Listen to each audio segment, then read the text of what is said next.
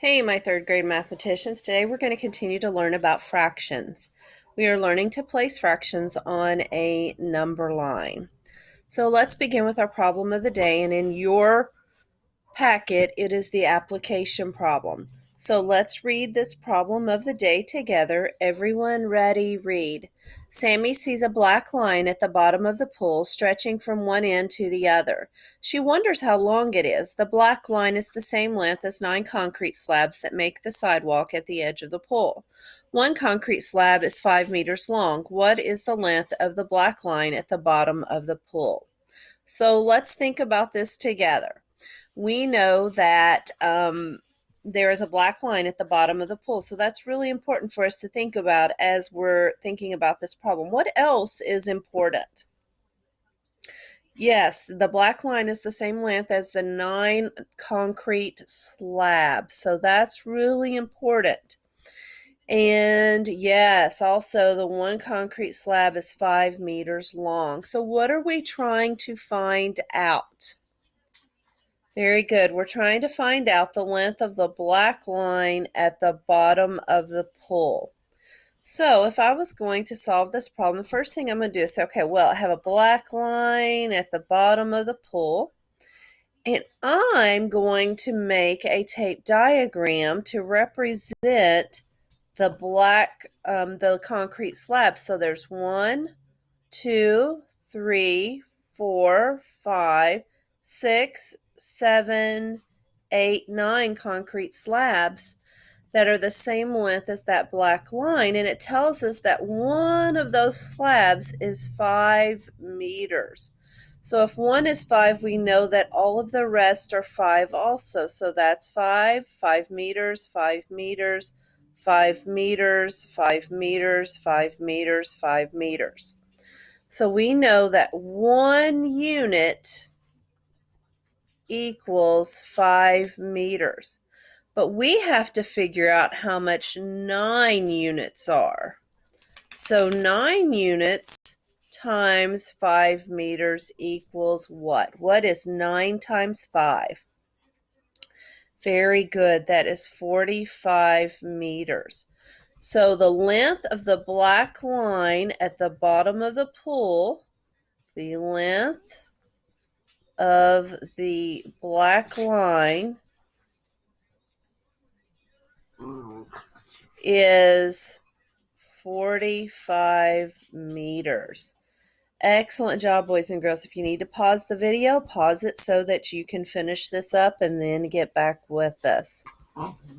Okay, so today, as we said, we're learning to place various fractions on a number line. So what I want you to do now is I want you to draw a number line with the endpoints of 1 and 4.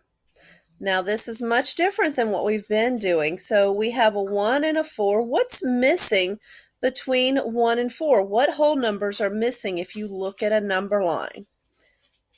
Very good. Write those missing numbers of 2 and 3. So those whole numbers are missing. Now we're going to partition each whole into thirds. So from 1 to 2 is a whole, so we're going to partition it into thirds. So there's 3 equal parts now between 1 and 2. Between 2 and 3, we're going to partition that into thirds. So now there's 3 equal parts between 2 and 3. And between 3 and 4, we're going to partition that into thirds also. Now we need to label all of our fractions. How many thirds are there in one whole? Perfect. There are 3 thirds in one whole, and I'm going to put a box around that. So I want you to finish that up and write the rest of the fractions on the number line. We have 4 thirds, 5 thirds, 6 thirds. So 6 thirds is equivalent to 2 wholes. 7 thirds, 8 thirds, 9 thirds, and 9 thirds is equivalent to 3 wholes. 10 thirds, 11 thirds, and 12 thirds. 12 thirds is equivalent to 4 wholes. Now, as we labeled our whole numbers and now we look at our fractions, what do you notice about all of those fractions? What do they all have in common? Very good. They all have a denominator of 3. Very good job, boys and girls. Let's continue. I want you to draw a new number line. Remember, you're using that page, that blank page that I put in your packet that's behind your application problem. Now let's draw another new number line, and this time we're going to put the same endpoints. We're going to have the endpoints of 1 and 4. And what whole numbers are missing between that 1 and 4? You are exactly right. We are missing a 2 and a 3.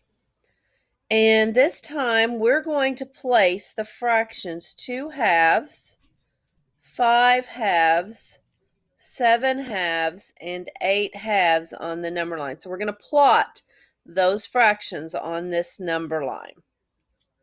So if we're going to plot those fractions on the number line, how many equal parts should there be between each whole? Exactly, there should be 2. So between 1 and 2, we have 2 equal parts. Between 2 and 3, we have 2 equal parts. Between 3 and 4, we have 2 equal parts. So where would 2 halves go? Yes, there are 2 halves in one whole. So let's put that box and let's plot it with our dot. Now so we found 2 halves. Where would 5 halves go? So we have 2 halves, 3 halves, 4 halves, 5 halves. So 5 halves would go right there. So 5 halves, 6 halves, 7 halves. So 7 halves would go right there. So let's plot 7 halves. And then we're still looking for 8 halves. If we have 7 halves and then we have 8 halves, 8 halves is equivalent to 4 wholes, and our 8 halves would go there. Excellent job, boys and girls. Very, very good work. Okay, so we're going to do one more, and on this one you can choose to do a number line with points 1 and 4. Marking the fractions in thirds. You can do a number line with endpoints 2 and 5, marking the fractions in fifths, or a number line with endpoints 4 and 6, marking the fractions in thirds. So I'm going to do the number line with endpoints 4 and 6 with you. So we're going to have endpoints of 4 and 6 holes. And what is missing between the 4 holes and the 6 holes? Yes, 5 holes. So the whole number 5, not 5 holes, but the whole number 5. And we're going to partition it into thirds. So that's 3 equal parts. 1, 2, 3 equal parts here. 1, 2, 3 equal parts here. So if I have 4 holes, and I know these are thirds, my denominator's thirds. I have 4 holes. How many thirds are in 4 holes? 3, 6, 9, 12. So 12 thirds, 13 thirds, 14 thirds, 15 thirds is equal to 5 wholes, 16 thirds, 17 thirds, and 18 thirds are equal to 6 wholes. Now you can do the rest of those as well. You can pause the video and do those. That would be awesome if you did. All right, let's do some guided practice. So we're locating and labeling these fractions on the number line. So we're finding 1 half, 4 halves, and 5 halves on the number line. So we know that our denominator is halves, so we're going to partition each of these wholes into halves. So from 0 to 1, we're going to partition that into halves. So that's 2 equal parts. Ooh, that's not very good tick mark. Let's fix that. So halves, from 1 to 2, we're going to partition that into halves. From 2 to 3, we're going to partition that into halves. All right, so we know that there are 0 halves in 0. So let's go ahead and just put that on there to help us out as our starting point. So let's find where 1/2 would go. Right, so 1/2 would go right here, and I'm going to write 1/2. So I've done that one. So 1/2, 2/2, 3/2, 4/2. So 4/2 would go right here. I'm going to write it above it. 4/2 would go here, so I'm going to plot where 4/2 would go. So I've done that one. And then 5/2 would go right after it, so I'm going to put 5/2 right there and plot it. So I have found all of the fractions and labeled them that they asked me to do on this number line.